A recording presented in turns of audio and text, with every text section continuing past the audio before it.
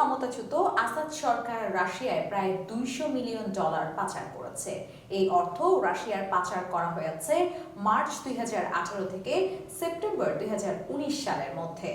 The economic টাইমসের প্রতিবেদনে বলা হয়, পুরো অর্থ নগদ ডলার ও ইউরোর নোটে চলে যায় রাশিয়ায়।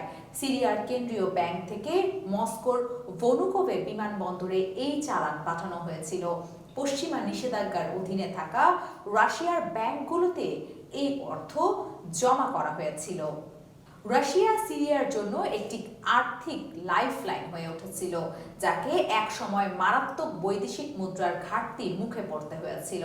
অনেক দিন ধরে সিরিয়ার গৃহযুদ্ধ চলতে থাকায় এবং পশ্চিমা নিষেধাজ্ঞায় সিরিয়ার অর্থনীতিকে পঙ্গু করে দেওয়ার কারণে এই নগদ অর্থ স্থানান্তর করা হয় মস্কোতে।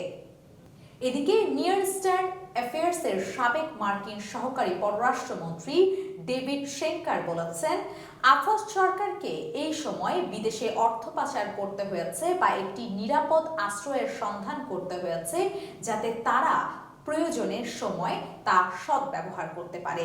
দীর্ঘকাল ধরে আসাদ সরকার বিদেশে অর্থ স্থানান্তর করেই এই কাজটি করে আসছে।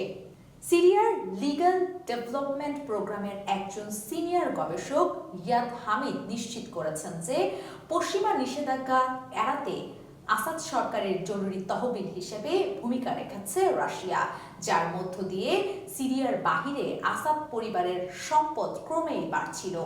একই সঙ্গে সিরিয়ার অর্থনীতি বিধ্বস্ত হয়ে পড়ছিল।